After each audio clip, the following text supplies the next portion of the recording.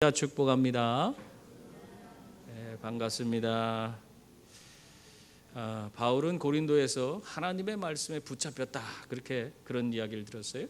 그러니까 하나님의 말씀에 붙잡혀서 유대인들에게 정말 열심히 하나님의 복음을 전하였습니다. 그러나 고린도의 유대인들은요, 하나님의 복음을 제대로 받아들이질 못했어요. 오히려 이 바울의 마음에는 그 동족을 구원하기 위해서 더 애끓는 심정으로 열심히 복음을 전했지만 그들은 오히려 이 복음에 대해서 대적하고 비방하는 그런 일을 자행했습니다. 이러한 상황은 정말 바울에게 큰 어떤 충격을 가져다 줬어요. 자기 동족의 구원을 무엇보다도 더 바랬기 때문에 이러한 일이 벌어지는 것에 대해서 정말 안타까운 그런 심정이 있었습니다. 그리고 또한 이러한 계속해서 여러 주 동안 계속해서 열심히 하나님 복음을 전해도 아무런 그런 변화가 없는 걸 보면서 마음에 낙심도 찾아들고 또 한편으로는 많은 의욕도 꺾이는 그런 결과를 갖게 되었습니다. 참 어떻게 보면요, 우리가 선한 의도를 가지고 하나님의 일을 열심히 한다고 해도요, 그것 때문에 오히려 상처받는 일이 많아요. 바울도 마찬가지였어요. 우리가 정말 우리 생각해 보세요. 우리가 교회에서 뭔가 열심히 일하는데 오히려 그 일을 한다는 것, 그것 때문에 사람들한테 왜 그렇게 하냐고 막 오히려 듣지도 않아야 될 그런 소리를 듣고, 어떻게 보면은 정말 하고 싶은, 지금 열심히 하고자 했는 그 의욕마저도 완전 꺾어버리는 그런 이야기를 듣는 경우가 얼마나 많습니까? 정말 그런 때마다 우리는 어떤 생각을 해요? 야, 내가 못하러 이 고생을 하면서 이런 일을 하냐, 내가 나 좋자고 하는 건가, 이런 생각까지 다들 그런 마음이 들 때도 있습니다. 그러나 정말 어떻게 보면 이렇게 바울이 열심히 전하다가 의욕이 꺾이는 그런 일들이 생겼음에도 불구하고 그것으로 인해서 포기하지 않습니다. 왜 그랬습니까? 하나님께서는 이미 그런 바울을 다 이해하시고 바울에게 찾아오셔서 그의 마음을 위로해 주셨기 때문입니다. 정말 그의 복음을 듣고 변화된 그런 이방인을 세우시고, 또한 회당장이 변화돼서 돌아오는 그런 과정을 통해서 그가 정말 전한 모든 것이 하나도 헛되지 않았음을 보여주시고, 또한 그 밤에 친히 하나님께서 임하셔서 어떤 일 말씀을 하셨어요? 내가 너와 함께한다, 내가 너를 지켜준다, 그 말씀하시면서 이 고린도에서 남은 사역을 잘 감당할 수 있도록 힘과 용기를 불어넣어 주셨습니다. 그래서 이 바울이 고린도에서 몇 개월 동안 있었다고 했어요? 1년 6개월 동안 그곳에서 열심을 내서 사역을 감당할 수가 있었던 것입니다. 이렇게 여러분, 하나님은 우리들이 힘들고 어렵고 그러한 많은 일들로 인해서 지치고 낭망했을 때 친히 우리의 삶에 오셔서 우리에게 용기를 불어넣어 주시는 분이신 줄 믿습니다. 그래서 우리는 항상 주님 바라보고 살아야 돼요. 세상 바라보고는 우리가 힘들고 어려울 때 그걸 이겨낼 수가 없습니다.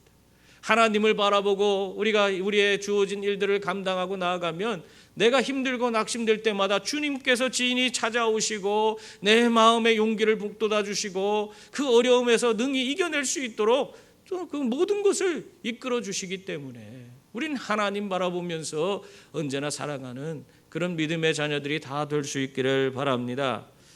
바울이 이렇게 하나님이 주신 그런 힘과 능력으로 열심히 그런 주어진 사역을 감당하고 있을 때요, 이 고린도에서 새로운 바람이 일었습니다. 어떤 새로운 일이 주어졌냐면요, 이 신임 총독이 이 고린도 지역에 부임한 그런 일이 주어졌습니다.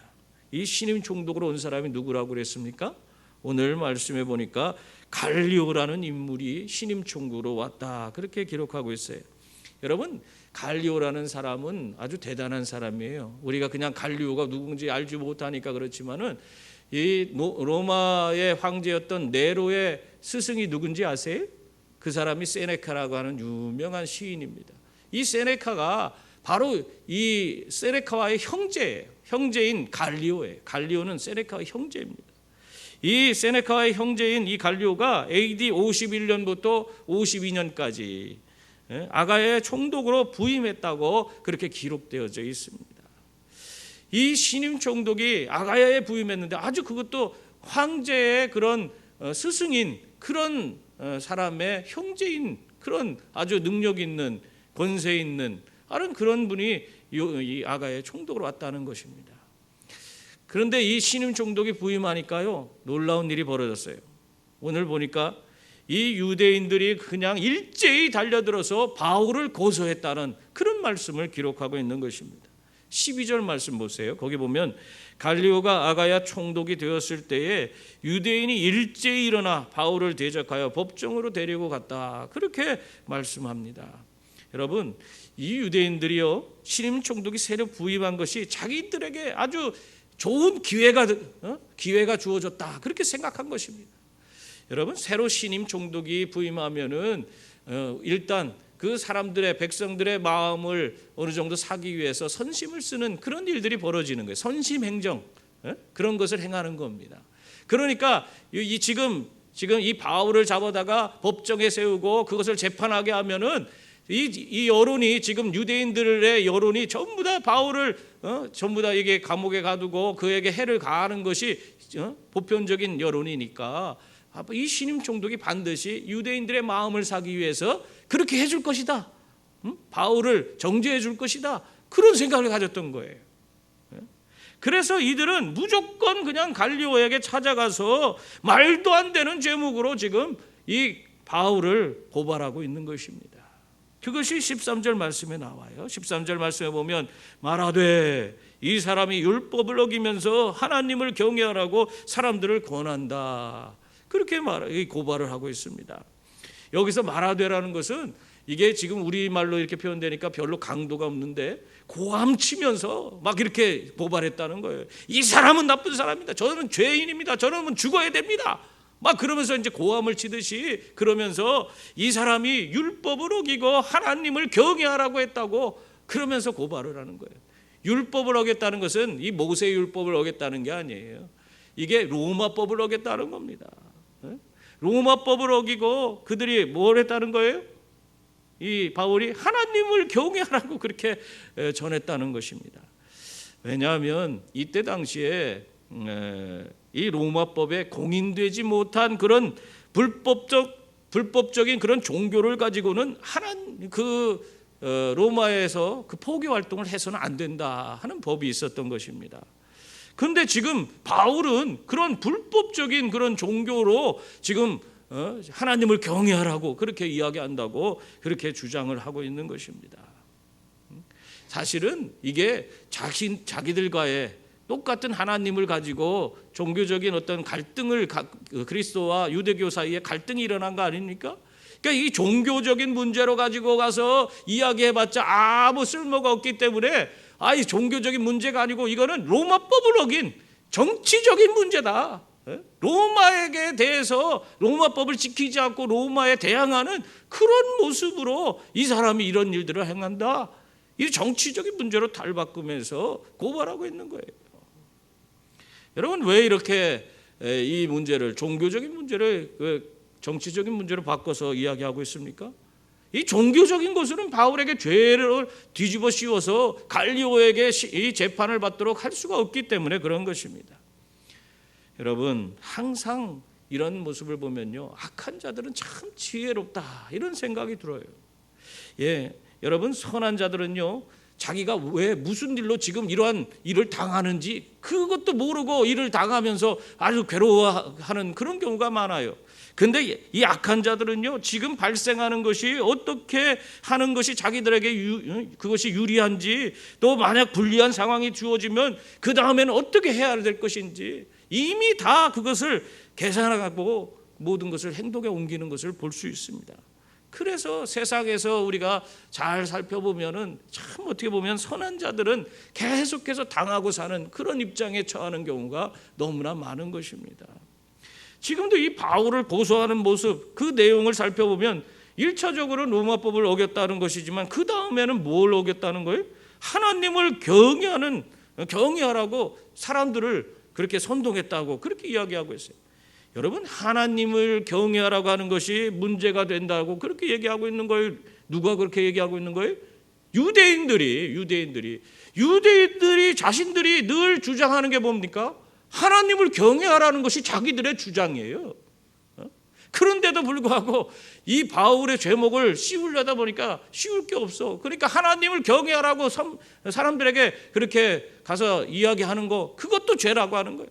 참 어떻게 보면은 자기들이 하는 거는 죄가 아니고 이 바울이 하는 건 죄라는 거예요. 똑같은 말을 하고 있는 건데, 일명 귀에 걸면 귀걸이고 코에 걸면 코걸이라고 자기들 나름대로 억측으로 그냥 주장을 하고 있는 것입니다. 말도 안 되는 논리를 펴서 이 바울을 이렇게 아주 고발하고 있는 것이에요. 여러분, 악한 자들은요 오늘도 이렇게 억지를 쓰면서 우리들에게 다가옵니다. 근데 안타까운 것은요, 이렇게 말도 안 되는 일인데도 불구하고 그것이 먹힌다는 거예요. 그것이 먹혀요. 그래서 우리가 하나님 앞에 정말 깨어서 기도해야 돼요. 악한 자들로부터 우리를 구해달라고. 성경에 우리 주기도문에 악에서 구하옵소서라는 것이 악한 자에게서 우리를 구해달라는 기도예요. 악한 자에게서 우리를 구해달라고 우리가 항상 깨어서 기도해야 합니다.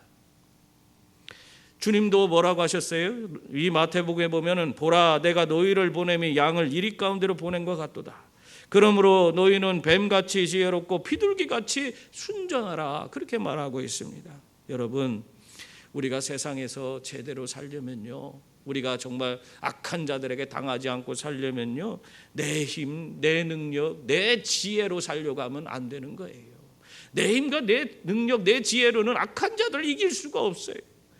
우리가 정말 세상을 이기고 이 악한 자들로부터 벗어나기 위해서는 하나님이 주시는 지혜로 살아야 하는 줄 믿습니다. 주님을 내 삶에 모시고 주님의 지혜로 우리가 그 모든 것을 정말 분별하고 살아가야지 우리가 이겨낼 수가 있는 거예요.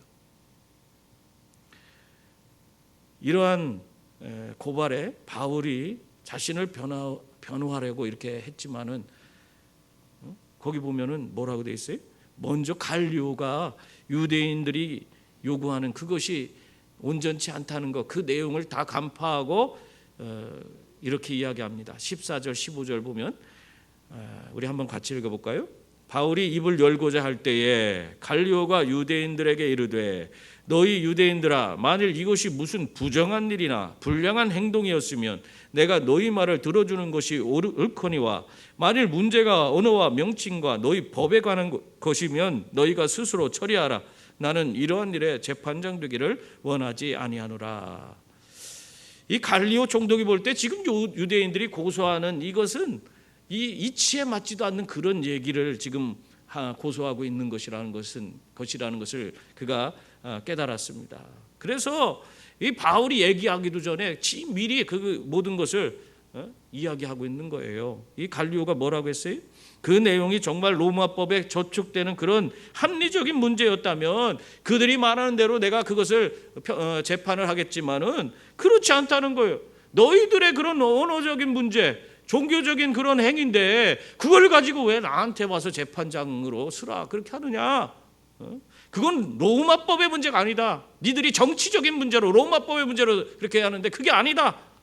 그러면서 즉각 갈리오가 그 소송을 기각시켜버리고 이 유대인들을 쫓아내버렸어요.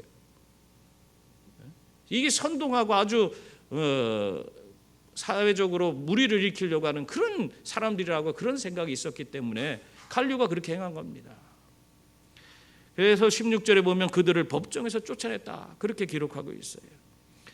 이 유대인들이 이러한 바울을 고소함으로 인해서 어떻게 보면 하나님의 복음을 가로막고자 하는 그런 생각을 가지고 이런 일을 벌였지만 결국 이 재판을 통해서요 어떤 일이 벌어진 줄 아세요?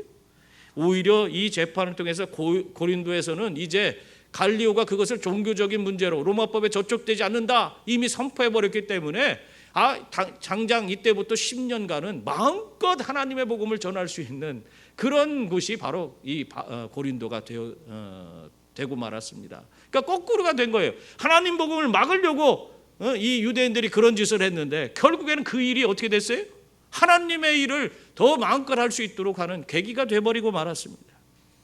여러분, 그러므로 악한 자들이 우리의 앞길을 막고 괴롭힌다 할지라도 그것 때문에 두려워하지 마세요. 여러분, 요셉이란 인물이 우리 어떤 인물이에요? 요셉은 형제들한테 팔려서 정말 미디안 상인에게 팔려가서 이 애굽으로 끌려가 애굽의 보디발의 집에 노예로 살게 된 그런 인물 아닙니까? 참 어떻게 보면은 신세가 아주 한탄이 나올 정도로 기구한 그런 모습이에요. 어떻게 자기 형제들이 자기를 팔아넘겨. 인신매매한 거 인신매매. 그래갖고는 노예가 됐어요. 노예가.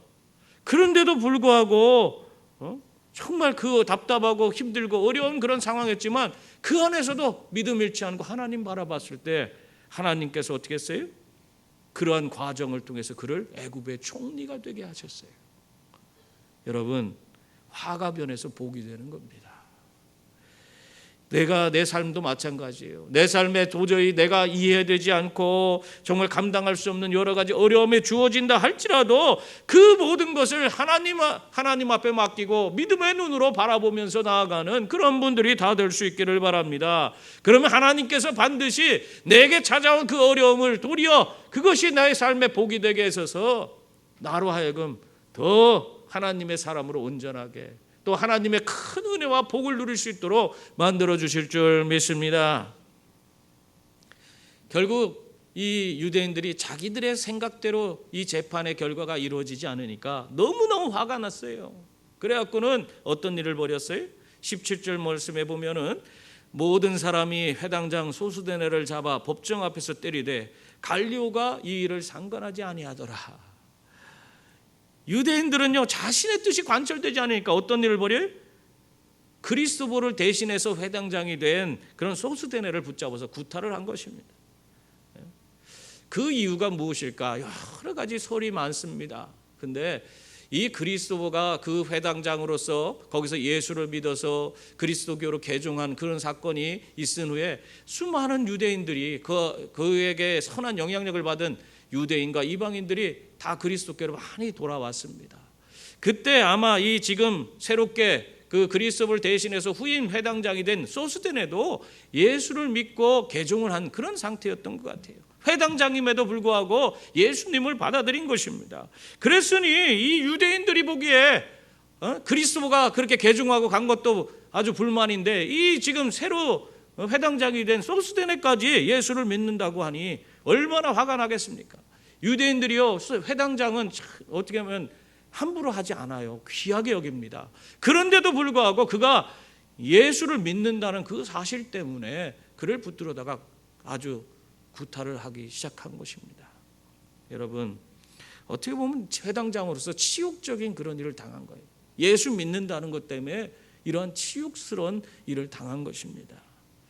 그런데 여러분 이렇게 예수로 말미암아 우리가 고난을 받으면 그것이 하나도 땅에 떨어지지 않습니다. 하나님께서 다 기억하시고 반드시 더 큰 은혜로 갚아주시는 줄 믿습니다. 고린도전서 1장 1장에 보니까 이 소스데네가요 어떤 인물이 되냐, 하나님의 뜻을 따라 그리스도 예수의 사도로 부르심을 받은 바울과 형제 소스데네는 이 고린도 교회에게 문안을 할 때에 바울과 동격인 동역자로서 소스데네가 이름이 올라 있어요.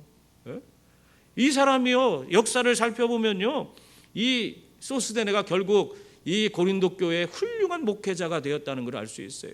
이 고린도 교회 앞에 가면 큰 대리석으로 비석이 하나 있는데 역대 거기에 있었던 감독의 이름이 기록되어 있습니다. 1대 감독이 바울이에요. 그리고 2대 3대가 있고 4대째가 바로 소스데네입니다.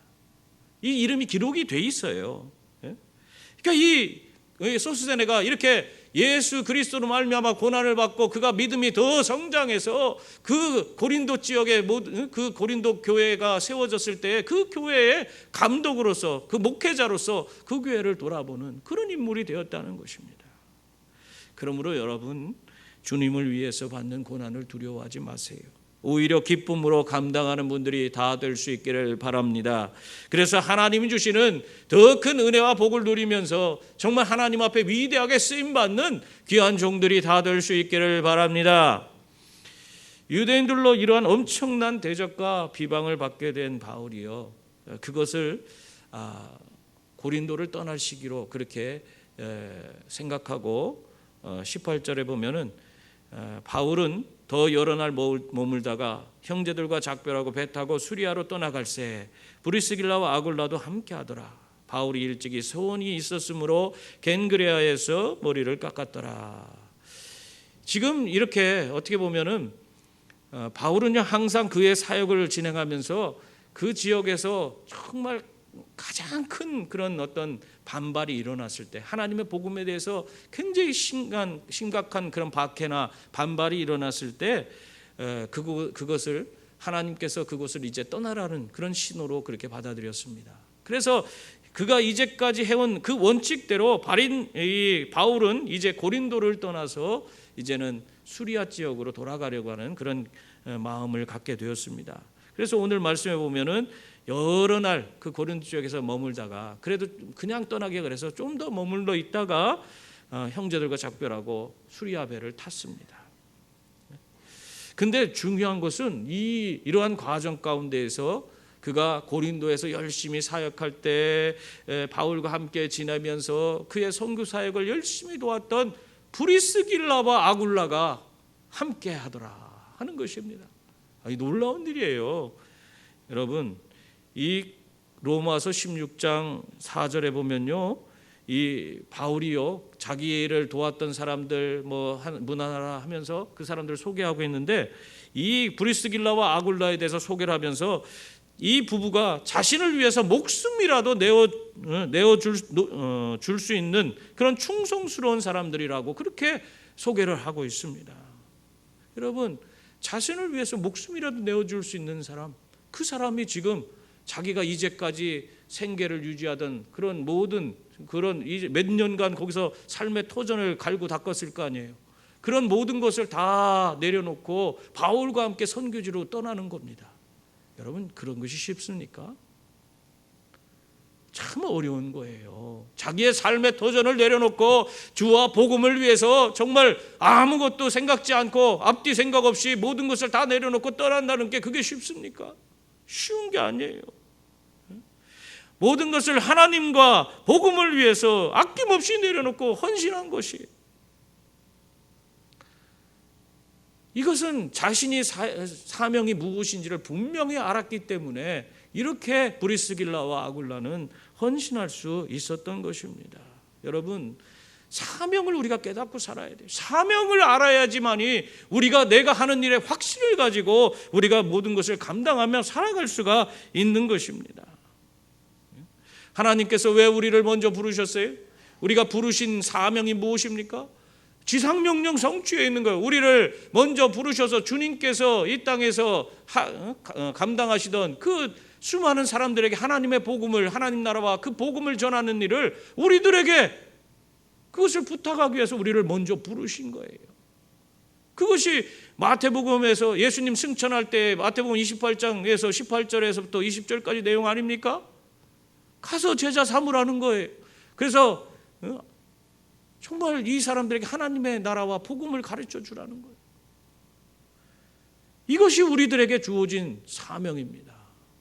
이 사명을 우리가 온전히 이루기 위해서 우리는 구체적인 비전을 세워가면서 그것을 향해서 그걸 이루기 위해서 매일매일 살아가는 거예요. 어떤 사람은 그 사명을 이루기 위해서, 이 불변하지 않는 사명이거든요.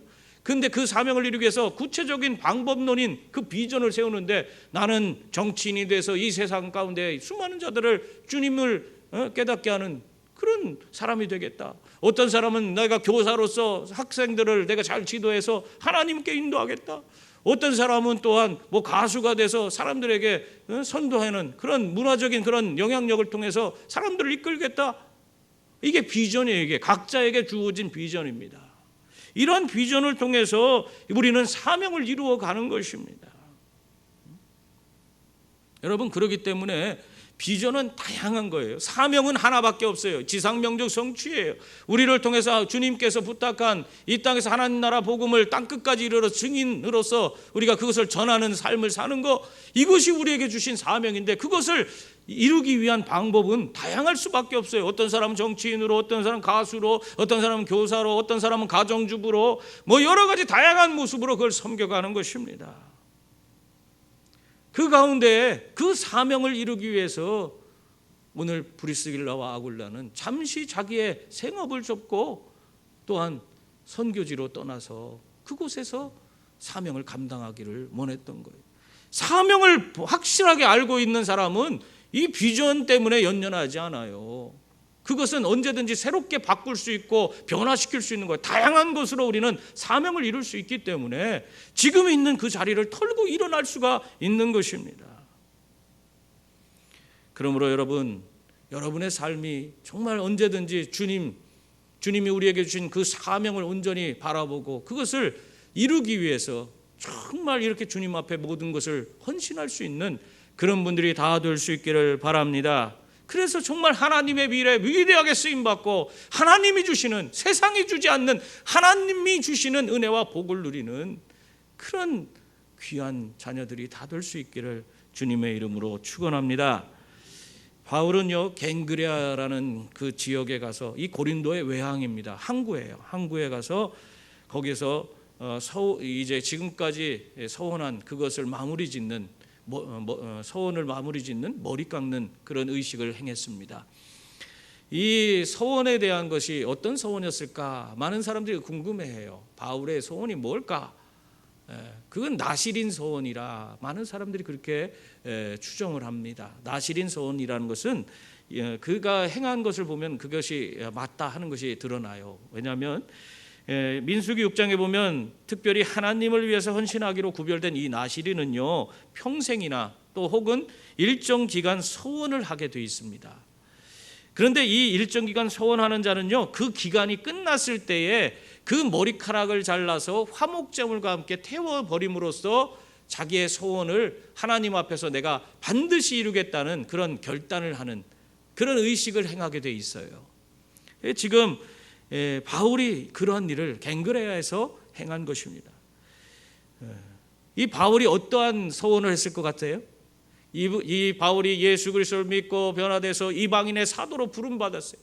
그래서 하나님 앞에서 이 이방인의 사도로 내가 부름받아서 이 일을 이루기 위해서 내 생명조차도 하나님 앞에 온전히 아끼지 않고 내어놓겠다는 그런 결단을 했을 거라고 저는 생각합니다. 그래서 그 서원을 자기가 이러한 사명을 감당하기 위해서 그런 서원을 하고 그걸 마친 그 시각이 이 갱그레에 갔을 때이기 때문에 그것을 거기서 자기의 머리를 자르고 그것을 화목제물로 태워드림으로써 내가 반드시 이방인의 선교를 위해서 이 한 목숨 바치겠다 하는 그 다짐을 다시 한번 하나님 앞에 그렇게 하나님 앞에 올린 그런 시간이라고 보여집니다. 이렇게 참 서원하는 것이요, 그냥 함부로 해서는 안 돼요. 여러분들 서원, 어떤 분은 서원을 막 밥 먹듯이 하는 분이 있어요. 어떻게 해주시면 난 이렇게 하겠습니다. 어떻게 해주시면 이렇게 하겠습니다 하면서 막 소원을 막 그렇게 해서는 안 돼요. 그리고 서원한 것은 반드시 지켜야만 합니다. 바울은요, 그것을 지키기 위해서 지금 자기가 예수 믿고 그 모든 그 율법적인 굴레로부터 자유한 사람임에도 불구하고 하나님과의 약속이기 때문에 그 약속을 지키기 위해서 이 모든 것을 지켜나가는 거예요. 여러분, 이 바울이 이거 안 해도 돼. 그래도 천국 가는 데 문제가 없어요. 근데 왜 합니까? 하나님과 약속이기 때문에. 하나님이 신실한 분이시잖아요. 그분은 변치 않는 분, 우리와 약속한 것을 반드시 이루어 주시는 분이세요. 그뿐만 아니라 우리에게 풍성한 은혜조차도 베풀어 주시는 분입니다. 그런데 나는 그분 앞에 내가 서원하는 것은 내가 약속하는 거잖아요. 그것을 나는 외면하고 지키지 않는다? 참 그것만큼 어떻게 보면 배은망덕한 그런 삶이 어디 있습니까? 우리가 서원한 것은요, 반드시 지켜야 한다는 사실을 여러분 기억하시길 바랍니다. 6.25 사변 당시에 대학교를 다니다가 공산당에 끌려간 청년이 있었어요. 재판 과정 중에 이 청년의 그런 학력과 그 말을 막 또박또박 하니까 공산당들이 그를 재판하다가 너무 그게 보기 싫어서 이 사람에게 사형을 온두했어요. 그래서 공산당들이 산속으로 끌고 들어갔어요. 사형 집행을 하려고. 근데 이 청년이 그걸 가는데 너무너무 무서우니까 기도를 했습니다. 하나님 살려주세요. 살려주시면 내가 이 나라와 민족을 위해서 또 하나님의 복음을 위해서 내가 이 한 목숨 바치겠습니다. 내가 정말 최선을 다해서 살겠습니다. 하나님 살려주세요. 살려주세요. 그러고 가는데 갑자기 이제 그 기도가 끝나자마자 좀 쉬었다 가자 그러더니 이 공산당들이 갑자기 다 어디로 없어지더래요. 숲속으로 막 다 들어가 버리고 자기만 혼자만 덜렁 남겨뒀대. 그래서 자기는 죽기 살기로 거기서 막 떼어서 도망쳐갖고는 결국에 살게 됐어요. 그 일 이후에 이 청년은 정말 열심히 이 하나님 나라와 복음을 위해서, 그리고 이 민족을 위해서 자기 살겠다고 소원한 그것을 지키기 위해서 최선을 다해서 공부를 해서 박사가 됐어요. 박사가 되고, 그리고 이 사람이 그렇게 열심히 그런 일을, 특히 기독교적인 그런 교육을 통해서 이 민족을 계몽하겠다는 그런 생각을 갖고 있어서 거기에 헌신을 했습니다. 그때 이 사람을 하나님께서 높여주셔서 문교부 국장, 또 경희대 부총장, 한남대 총장이 되게 하셨어요. 한남대는 여기 있잖아요.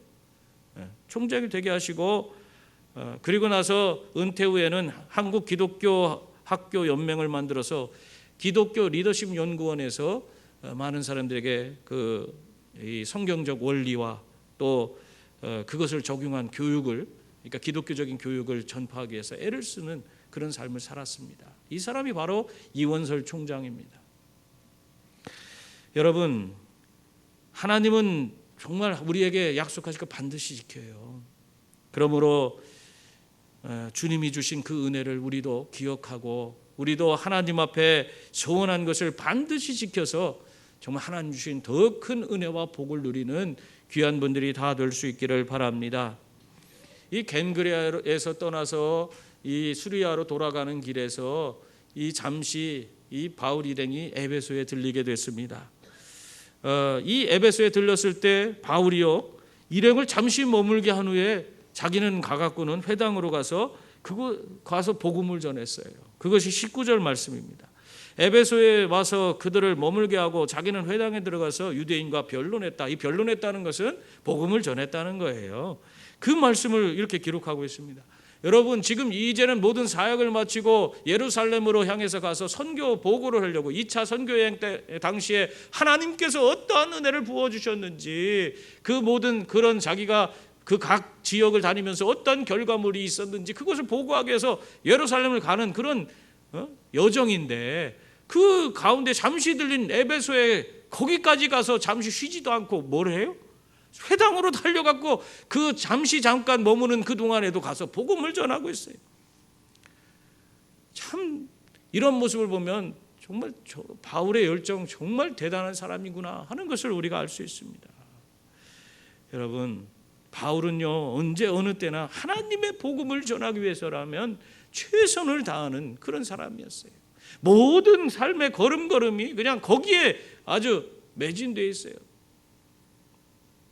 이러한 열정이 하나님의 위대한 역사를 이룰 수 있도록 하고, 선교의 위대한 그런 큰 역사를 완전히 전환시키는 그런 삶을 살아가는 그런 사람이 되도록 만들어 주셨습니다. 여러분, 우리들도 마찬가지예요. 우리가 무엇인가를 이루기를 원하신다면 정말 바울처럼 이러한 뜨거운 열정을 가지고 행할 수 있는 분들이 다 될 수 있기를 바랍니다. 정말 우리가 이런 열정을 우리가 품고 나아가야 되는데, 이런 열정이 생기질 않은 게, 내가 생기고 싶어도 잘 안 돼요.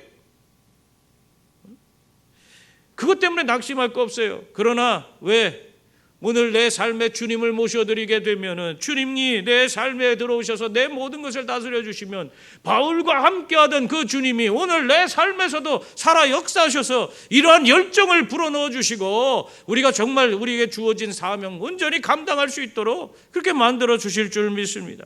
그래서 우리 또한 하나님의 위대한 역사에 그런 주역들이 다 될 수 있도록 그렇게 만들어 주시는 것입니다.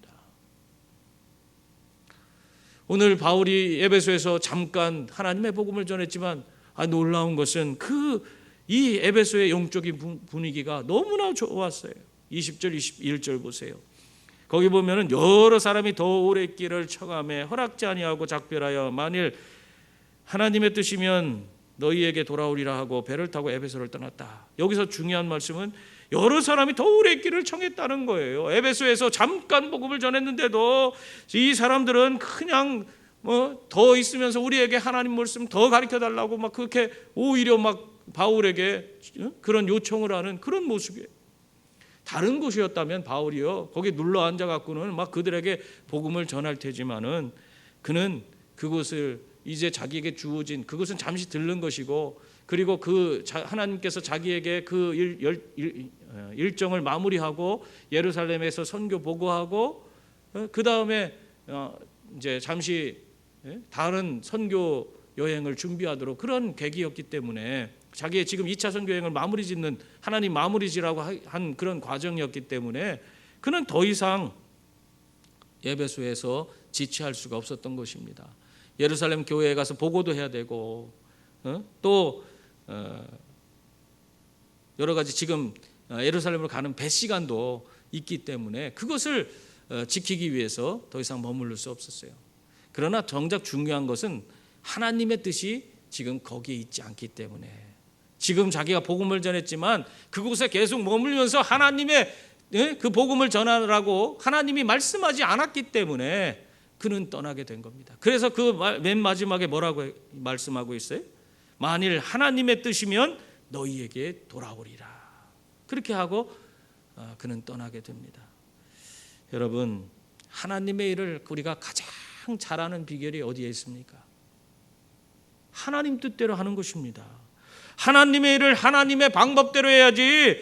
그렇지 않으면 문제가 생긴 거. 내 생각과 내 방법대로 해보세요. 그것이 제대로 되나? 하나님의 일은 하나님의 뜻대로 해야 되는 것이에요. 그러므로 정말 우리가 무엇을 하든지 간에 정말 하나님의 뜻이 무엇인지를 잘 분별하고 우리에게 주어진 그 일들을 잘 감당해 나가는 하나님이 원하시는 방법으로 그 모든 것을 감당하는 그런 분들이 다 될 수 있기를 바랍니다. 그것이 비록 늦을지라도 그것이 가장 빠른 길이 돼요. 이러한 모든 것 하나님 뜻대로 해야 된다는 것을 누구보다도 잘 아는 바울이 지금은 하나님 뜻이 아니기 때문에 그 에베소 사람들의 청을 단호히 거절하고 길을 떠나고 있는 것입니다. 그래서 그들은 결국에는 가이사랴의 당도에서 거기서 올라가서 예루살렘에서 선교복을 하고 이 바울은 어디로 갔어요? 수리아 안디옥으로 갔습니다. 그래서 22절 23절 말씀 보면 가이사랴에 상륙하여 올라가 교회 안부를 물은 후에 안디옥으로 내려가서 얼마 있다가 떠나 갈라디아와 부르기아 땅을 차례로 다니며 모든 제자를 굳건하게 하니라. 이렇게 이야기하고 있습니다. 여기서 아니 예루살렘 얘기가 없는데 예루살렘 얘기를 왜 합니까? 이 가이사랴에서 올라가 그랬잖아요. 이 올라간다는 것은 우리가 서울을 갈 때 어떻게 해요? 우리나라도 그렇게 사용하잖아요. 서울을 올라간다 하잖아요. 상경한다고 하잖아요. 그리고 지방은 내려가는 거예요. 고향에 내려갔다 온다고 그렇게 얘기하고 가잖아요. 이 똑같아요. 여기서도 올라간다는 지칭을 사용하는 도시는 예루살렘이에요. 그래서 모든 도시에서 다 올라가는 것은 예루살렘으로 올라가는 것이고 내려가는 것은 각자 지방에 있는 도시로 내려가는 것이에요. 그래서 가이사랴란 항구에서 올라갔다는 것은 예루살렘으로 올라갔다는 것을 얘기합니다. 그래서 그곳에서 하나님이 주신 그런 선교 사역의 모든 그런 내용을 보고하고 바울이 이제는 안디옥으로 내려갔어요.